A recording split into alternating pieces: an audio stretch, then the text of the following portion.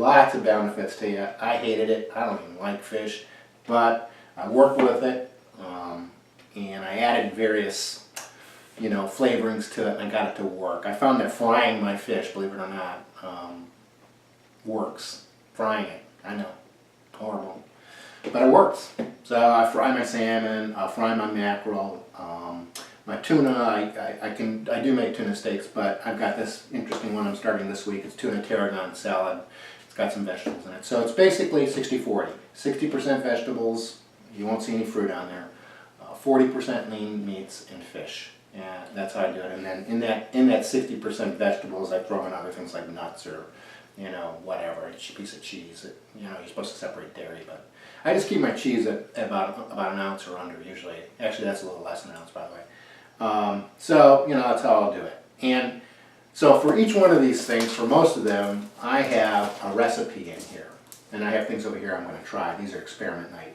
But each one of these have a recipe, and I follow that recipe. And when I make the recipe up, I actually measure the calories and the carbs, and that's how I got to the numbers that are on here. And I've divided it obviously by 3 servings. I find that 3 servings of the same thing works. Now, I get really lazy. You'll see I have a jalapeno egg muffin in 6 days. I got tired of trying to figure out breakfast. I hate breakfast, as you know. I think it's worth the time. Just have 2 lunches, you'll be happier. But I try to make breakfast work, and so I'll have 6 of the same thing, and I don't care. Or I'll have an almond muffin, which I actually do like a lot, and I'll have 6 of those one day. And that works. It's got a little fruit in it, believe it or not. Well, not fruit. It's got pumpkin. Pumpkin fruit? No, don't think so. Maybe it is. Whatever. Not much in there. So that's it. So you'll see that it's about 60-40. 40% lean meat, fish, and 60% vegetables. So that's where we're at. Well, let's talk about snacks. So and also, like I said, I have this so I can follow it after I do this. This is the fall winter plan, but I'll do this for for the fall and winter, 6 months. Honestly, you get tired of it. So experiment night is Saturday night or Sunday. Today we're doing it Sunday because I'm doing this filming. But so I'm doing some experiments like the pancakes that we did earlier. And we're going to do one more tonight to see how it turns out. So that's where we're at. I think that this is a good plan for me. You are going to be completely different. You're going to have different needs for your body to feel either full or to at least be satisfied with what you have. And there's a big difference between being full and satisfied. Satisfied is, this is okay. I'm okay, nice and level. Full is when you've stuffed your fat belly full of garbage or food, and you're way over your limits, and you know it, and you just screwed up. So, let it go, move on, next day, come back, let's see what we're going to do. We don't want to make it into a habit, cheat days, they call them cheat days. Well, I made a mistake. I waited 5 months for my cheat day. That wasn't healthy. Not healthy for my ego, it wasn't healthy for me. Go off. It's actually good for you to go off every so often. Once a month maybe. I don't know what it is for you. I suspect it's going to be, once I get down to the end here, that's going to be once a month I'm going to do my cheat meal. So, and it's a meal. It's not a whole day. It's not 3 days of, eating like a pig. So, that's where we're at, but they have all the recipes in here, and you make them up. And another reason why we do this, another reason why I suggest you do this, is that you are invested in the process. When you don't do it yourself and you just take everybody's word for it, you might as well just be in a religion, honestly. You want to find out if it's true for you. And so to do that, you need to be invested in it. You're not going to lose weight unless you're invested in the process. And the process is fun. Honestly, the process is a lot of fun for you. You don't have to go out and tell the world. I'm doing it now because a lot of people asked about it. Normally I wouldn't say a word. So what? But here it is. So get invested in the process. Get into it. Read up on, what is nutritious and what isn't. Find out what your body likes. Your body has a natural tendency to be healthy. It's your ego and your mind that have polluted it with a bunch of ideas that maybe not be true, and you can find out for yourself.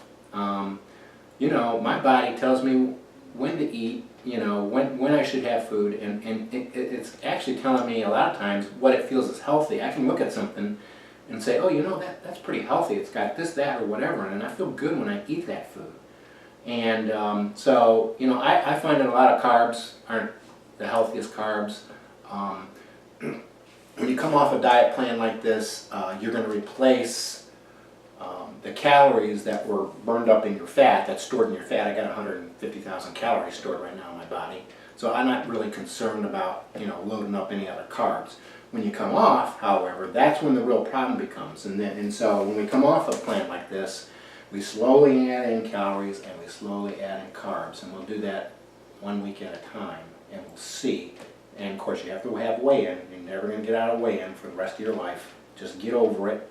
Weigh yourself once a week. I do it, or if you feel like you need to. But I find that one is good. It helps me adjust. If I need to adjust, I can adjust. 1 week, and oh yeah, okay, that's something that didn't work. Let's go back and look at the plan, see what happened here. Something fell off the truck. And so I adjust that limit. And so that's what I would tell you to do. Adjust your, you know, you're going to adjust at the end. You're going to start adding carbs in because your body needs them, right? These people on this crazy keto, paleo, nutty, or whatever the hell it is, that shit's bad for you. They've already proven it's bad. They just saw these articles come up by these doctors. You're going to live 10% less. You're going to have a 10% shorter life because of that diet. No, no, no. Short term, yeah. Oh yeah, I had a big argument with my nutritionist about this. Short term, yes. Short term, it's okay. Short term, and for me, short term is a year. That's all I'm giving myself. So there it is. So let's talk about some healthy snacks. Okay, this is good. This is a dill pickle, and it has cream cheese, got your cheese, got your protein, got your vinegar, which we're going to do a whole thing on vinegar. I'm not going to get into that now. And it's got a hot sauce mixed into the cream cheese, no calories, almost zero, and a little cumin sprinkled on it. It's a good snack. You're going to be amazed when I tell you this, but every snack here is under 100 calories. 100 calories, yeah. Less than 3 grams of carbs. Less than 3. Every one of them. It's a pretty good snack. You know, you eat one of those, you're full. At least for me. If you're used to eating Big Macs every day, 6 of those, no, you're not going to be full. Actually, you say, ooh, what's that? So, we got some 4 olives. Olives are great for you, by the way. Olive oil, as you know, is a fine, fine oil to have in your body. You shouldn't have a lot of it. I measure it like it's gold. I mean, I have a little spray machine. I'll show you that sometime. We spray olive oil. It's so high in calorie. You got to be careful. So those are stuffed with gorgonzola olives. I usually use them in my martinis. So, but they make a good snack food. Pepperoncinis, some more vinegar. Very, very good for you. I make Mississippi pot roast with the juice and these things, and it's out of this world. And they're got some flavor to them. And of course, there's some Roquefort cheese. I love if you're gonna add in an ounce of cheese, go buy some good cheese. Don't buy Kraft, please. Just go over to the cheese store and get yourself some good cheese. Honestly, you know, Gouda, hard cheeses are actually a little better for you. But you know, this week that's the last of the Roquefort from last week, and this week I had Brie, probably the worst cheese in the world, but it's good. So, and 1 ounce of it satisfies whatever snack need I need. Last night I made this stuff. Let me tell you something, man. This on the chocolate, man, it's like the #1 thing. 1 tablespoon of pure cocoa. 1 tablespoon of that Swerve crap, millennial crap. And I sprayed almonds. There are 12 almonds in here. It's less than 1/4 ounce. It's 1/8 of an ounce. It's under 100 calories. And then I mixed the powder sugar crap on top of this. Shook it all around. Eat those one at a time. Don't wolf them down. Eat 1 or 2, a glass of water, a sip of water. Eat a couple more. These things will fill you up, and they'll fix your snacking needs.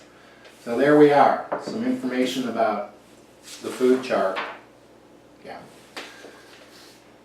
That's the food chart you want. And a little information about the map of the food and how you should perhaps work with your dietary needs. You know, I take a lot of things off the internet, look at them, and alter them to fit within the needs I have of what I'm trying to do. And it takes work. Like I said, you're gonna be you gotta be invested in it.